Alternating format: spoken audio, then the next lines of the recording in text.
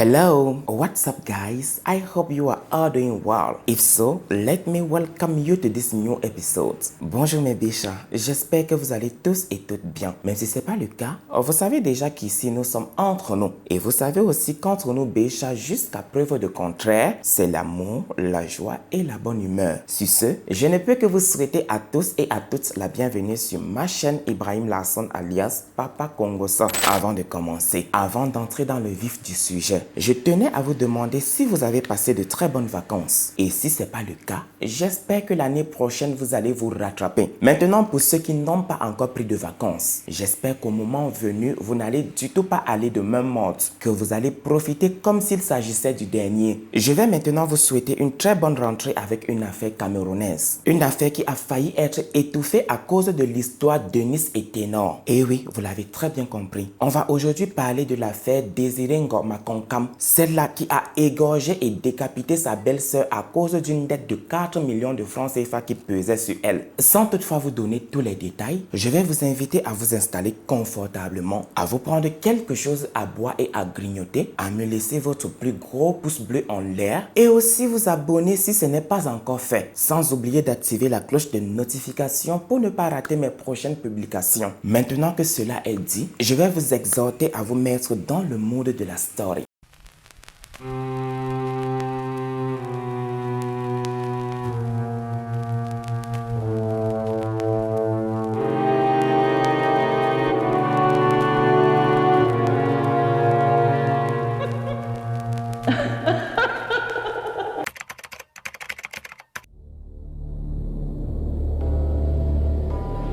Marie-France Mbeya, qui est la victime de l'histoire, est née le 1er février 1965 dans l'arrondissement de Kola, une commune du Cameroun située dans la région du centre et le département de la Léquié. Pour plus de précision, Okola est située à 25 km de la ville de Yaoundé, capitale politique du Cameroun. Elle est la fille de Boniface Mbeya et d'Onkwe Adel. D'après Flavie, son unique enfant, Marie-France, depuis sa jeunesse, avait consacré sa vie à l'Éternel. Toute sa vie, elle a travaillé auprès des hommes de Dieu. Elle était également une femme dotée d'une incroyable gentillesse et d'une tolérance incomparable. Elle passait facilement et rapidement outre la bêtise humaine. Et comme l'a dit une fois de plus Flavie, c'est ça qu'il a perdu. C'est cette tolérance incomparable qui l'a conduit dans la tombe.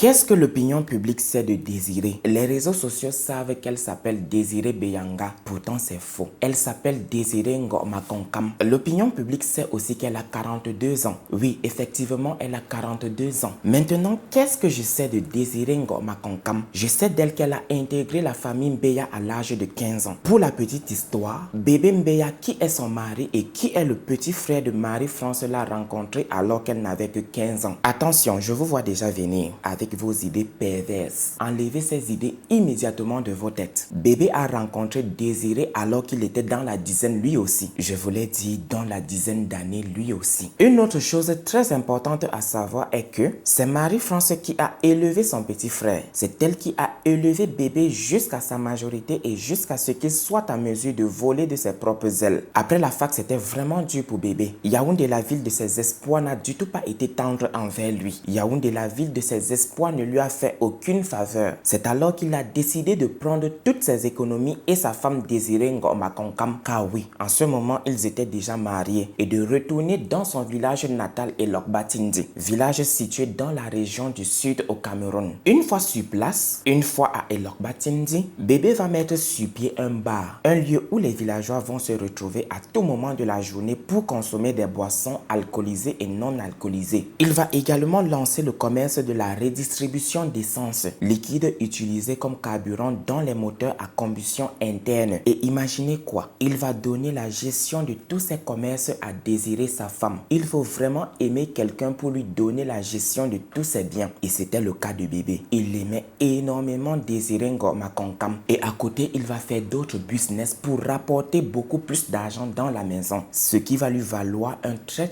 grand statut au village. Au début, tout marche plutôt bien. Bien mieux que l'aurait espérer bébé. Ils auront ensemble 3 magnifiques enfants. Et à chaque fois que l'enfant va atteindre 3 ans, il sera envoyé à Yaoundé chez Marie-France pour qu'elle continue à s'en occuper. Et vous savez déjà que je ne suis du tout pas fan des histoires qui n'ont pas de mais. C'est au cinéma que tout commence bien et finit bien. Comme je l'ai tantôt dit, au début tout marchait plutôt bien. Tout marchait comme sur des roulettes. Jusqu'à ce que les yeux de Désirée commencent à devenir plus gros que son ventre. Jusqu'à ce qu'elle comprenne que la vie qu'elle menait avant ne la correspond du tout plus. Désirée voulait vivre désormais pour les yeux du monde. Et jusqu'à ce qu'elle commence à courir derrière tous les petits garçons du village, même les cousins de son mari. Désirée n'avait aucun problème de tromper son mari, encore plus d'être une cougar. Elle voulait de la chair fraîche. Elle voulait du sang nouveau dans son corps. Et comme vous l'aurez compris, d'après les déductions, le bar ainsi que le commerce d'essence vont tomber en faillite.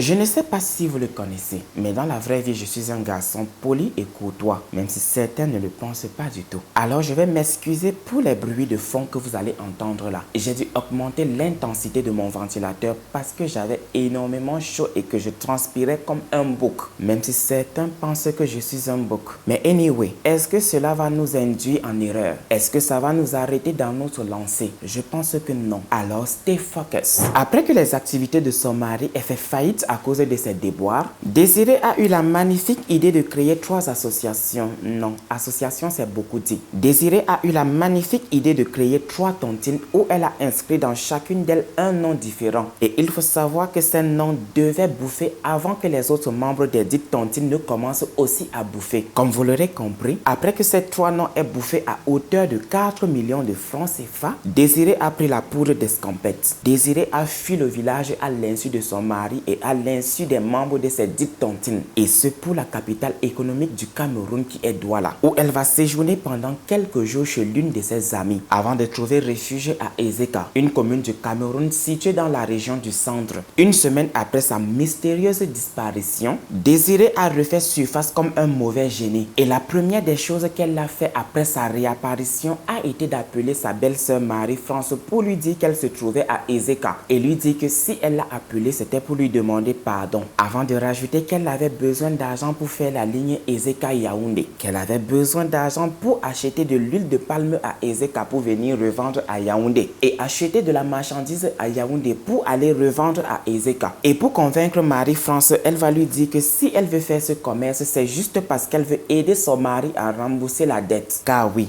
après son départ du village, les membres de la tontine sont allés porter plainte à son mari. À défaut d'avoir désiré, ils ont eu bébé. Il faut savoir que Désirée était déterminée et personne ne pouvait l'arrêter. Après avoir réussi à convaincre Marie-France, elle a pris son téléphone et a appelé son mari pour faire pareil, pour lui dire qu'elle se trouvait à Ezeka, pour lui dire que si elle l'a appelé, c'était pour lui demander pardon, avant de rajouter que si elle l'a aussi appelé, c'était pour qu'il l'aide à avoir un fonds de commerce pour faire la ligne Ezeka-Yaoundé, pour l'aider à rembourser la dette qui pesait désormais sur lui. Après avoir réussi à tromper son mari, après avoir réussi à berner son mari, après avoir réussi à convaincre son mari, elle va prendre son téléphone et va finir par appeler Flavie, qui en ce moment était déjà en France, pour lui dire pareil, pour lui faire pareil, et pour aussi lui demander de l'argent. Et laissez-moi vous dire qu'après ces 3 appels, Désirée a reçu une très belle somme pour commencer la ligne Ezeka-Yaoundé. Sacrée femme, n'est-ce pas? C'est ça qu'on appelle avoir l'art de la manipulation. C'est ça qu'on dit jouer avec l'esprit des gens. Maintenant, la question qui se pose est celle de savoir si Désirée a effectivement commencé la ligne Ezeka-Yaoundé. Oui, pour une fois, elle a été honnête. Elle a bel et bien commencé à acheter de l'huile de palme à Ezeka pour aller revendre à Yaoundé et à acheter de la marchandise à Yaoundé pour aller revendre à Ezeka. Et il faut savoir qu'à chaque fois qu'elle était à Yaoundé, elle vivait chez Marie-France, où vivaient également ses 3 enfants. Et comme je vous ai dit plus haut, Marie-France était dotée d'une tolérance incomparable. Elle passait facilement et rapidement outre la bêtise humaine. À cause de cette femme, ton petit frère est en train de rembourser une dette qu'il n'a même pas bouffée. Franchement, la mémoire de Marie-France est à saluer. Je ne pense du tout pas qu'il existe encore des femmes comme elle. S'il y a eu une exception, ça veut dire qu'il y a d'autres exceptions. Oh my lovely goodness. J'ai oublié de vous dire que cette histoire de tontine se déroule en 2018. Maintenant, la question que je me pose et que vous vous posez aussi est si elle a aidé son mari à rembourser cette dette. Bien sûr que non. Pour elle, l'argent de son commerce ne suffisait même pas pour subvenir à ses besoins. Je peux vous dire que depuis 4 ans, c'est son mari bébé qui se tue à rembourser cette dette.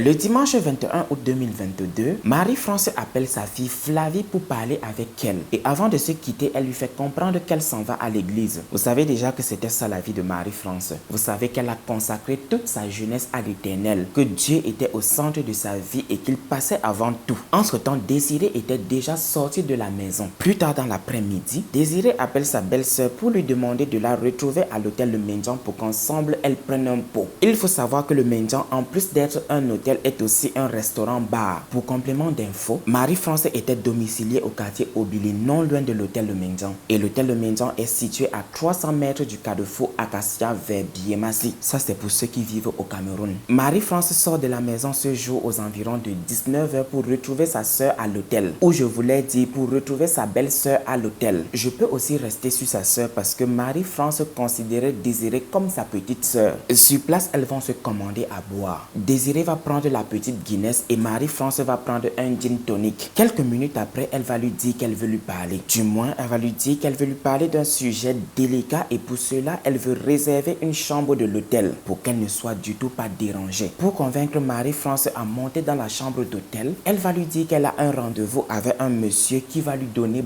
beaucoup d'argent et qu'elle voudrait que Marie-France la couvre auprès de son mari qui sera là dans la ville dans quelques heures. Car oui, bébé devait être dans la ville aux environs de 22 heures et il venait pour préparer la rentrée de ses enfants. Après avoir réussi à convaincre Marie-France, elles se sont toutes les deux fait enregistrer et elles sont montées dans la chambre d'hôtel, la chambre 201. Une fois à l'intérieur de la chambre, Désiré va profiter du fait que Marie-France était un tout petit peu distraite pour lui casser sa bouteille de petite Guinness sur la tête. Et lorsque Marie-France s'est écroulée, elle a pris le tesson de la bouteille et l'a égorgé avec. Et voilà qu'après son forfait, elle va tout simplement fermer la porte de la chambre 201 et rentrer à la maison comme si de rien n'était. Rentrer se coucher dans la maison de Marie-France comme si de rien n'était. Et il faut savoir qu'elles sont montées dans la chambre aux environs de 20h30 par là. Et ceci dit, Désiré a tué Marie-France aux alentours de 20h30 et 21h. Je disais tantôt avant que mon téléphone ne sonne et me déconcentre que Désiré a quitté l'hôtel aux environs de 21h et est arrivé chez Marie-France où elle logeait aux environs de 21h30. Puisqu'à 22h tapantes, son ex-mari bébé a cogné à la porte en provenance de Lokbatindi. Et je vous ai bien souligné qu'il était là pour préparer la rentrée de ses enfants. Pourquoi est-ce que j'ai dit son ex-mari? Parce qu'il avait bel et bien compris que sa femme était partie pour toujours et il avait refait sa vie. Il avait désormais au village avec lui une nouvelle petite amie, ce qui est tout à fait légitime. Désiré, elle aussi, avait déjà continué sa vie. Quand il entre dans la maison, la première des choses qu'il fait, c'est de demander après tout le monde. Et bien évidemment, tout le monde est là, sauf sa grande sœur Marie-France. Quand il demande après elle, les enfants lui disent qu'elle est sortie aux environs de 19h et n'est du tout pas encore rentrée. Très inquiète parce qu'il ne connaît du tout pas sa grande sœur ainsi, il va sortir son téléphone et se mettre à la sonner. Le téléphone de Marie-France sonne bel et bien, mais elle ne décroche pas. Vous savez ce que Désiré va elle aussi faire? Elle va sortir son téléphone comme si de rien n'était et va se mettre à sonner le téléphone de Marie-France. Et c'est elle qui va se jouer à la plus inquiète. C'est elle qui sera la plus souciante de la sécurité de Marie-France. Jusqu'au point où son mari va lui demander de se calmer, que peut-être sa grande sœur est au Mapan. Ce qui veut dire que peut-être sa grande sœur est avec ses copines et elles sont en train de boire de la bière. Ils vont se coucher et le lendemain, Marie-France n'est toujours pas là. Mais il n'y a personne pour le constater sauf Désiré. Lorsqu'elle se réveille de bonne heure ce jour à 6h30, elle tapote son mari et ses enfants pour leur dire qu'elle s'en va chercher sa marchandise qu'elle va amener à Ezeka. Ou devrais-je dire qu'elle va apporter à Ezeka. Et laissez-moi vous dire qu'au lieu d'aller chercher sa marchandise comme comme elle l'a dit, elle est plutôt allée reconduire la chambre pour cette journée-là. Et pour ne pas qu'on la soupçonne, elle va téléphoner aux enfants pour leur demander si mamie était déjà rentrée. Car oui, les enfants de bébé appelaient la grande sœur de leur père grand-mère. Bien sûr, les enfants vont lui dire non. Elle va encore se mettre à s'inquiéter. Quelle sacrée femme, n'est-ce pas? Plus je suis choquée, plus je me dis que c'est légitime en fait. Lorsqu'on est coupable de quelque chose et qu'on ne veut du tout pas qu'on porte les soupçons sur nous, on doit jouer comme si on a fait la plus grande école de cinéma du monde entier. Et c'est ce que Désirée a fait. Quand elle reconduit la chambre, elle va qu'à ses occupations. Et elle revient à l'hôtel seulement aux environs de 19h avec une valise. Lundi matin, elle revient reconduire la chambre. Dans les 19h, 20h, la réceptionniste s'est amenée. Elle dit qu'il y a une dame qui est descendue avec une valise. Non seulement la valise pèse, quand elle demande que le garçon de chambre l'aide à porter la valise, elle refuse. Et quand elle a soulevé, elle a vu comme si ça sointait. Je vois qu'elle est déjà en train de garer le taxi, elle veut déjà partir. Je reviens, je lui dis, la valise dont tu parles, elle est orange, elle me dit oui. Je dis, mais la dame est déjà presque en route, en train de prendre le taxi. Après le récit de la réceptionniste de l'hôtel à cette femme qui a témoigné sous anonymat et qui est elle aussi employée de l'hôtel, et grâce à la force du vigile, Désirée a été rattrapée. Mais il est hors de question que sa valise soit fouillée. Face à ce refus catégorique, les employés de l'hôtel n'ont eu aucun autre choix que de l'intimider. Et aussitôt la brigade de gendarmerie de Biemassi est appelée sur les lieux. On lui pose encore la question que tu dis que il y a quoi dans cette valise? Parce que si tu ne parles pas, on va mettre dans la pick-up et on va aller ouvrir au poste. C'est là où elle déclare qu'il y a un corps dedans. Et il lui demande, tu es sérieuse? Elle dit oui. Le corps de qui? Elle dit ma belle-sœur. Immédiatement, la valise est ramenée à l'hôtel. Sur place, Désirée va leur raconter comment et pourquoi elle a fait ça. Comment et pourquoi elle a égorgé et décapité sa belle-sœur Marie-France. Attends, dès le début, vas-y. Qu'est-ce qui s'est passé? À ça, hein. Nous sommes arrivés ici à 20h30. Nous sommes. Soyez audible, madame. J'ai pris une chambre là. Et les menus sont montés. Nous sommes montés avec nos billets. Elle buvait la petite Guinness, Elle buvait? la petite Guinness. Elle buvait le gin tonic. Elle est cassée. Elle a tapé la bouteille sur sa tête. Elle est tombée. Donc j'ai pris le début de le verre de la bouteille là. C'est ça que j'ai égorgé. Je suis rentré à la maison bouchée. Rentrez Au Billy. Vous l'avez laissé où? Ici dans cette Dans la chambre? chambre. Dans cette chambre? Non, la chambre d'en haut, 200 euros. Pour quelle raison?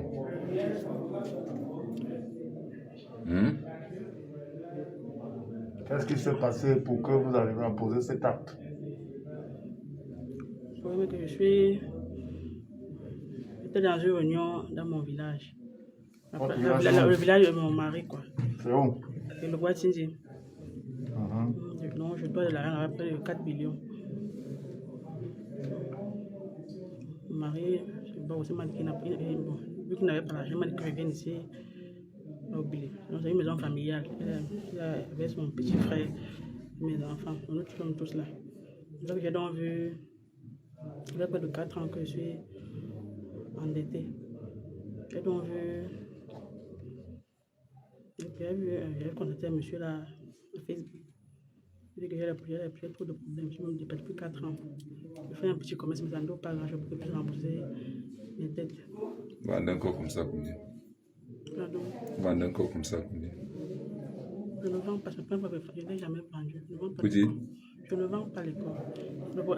Quand lui et moi, on communique, je fasse nos conversations, je n'ai même pas son numéro. Le monsieur là Je ne s'appelle. l'ai jamais vu.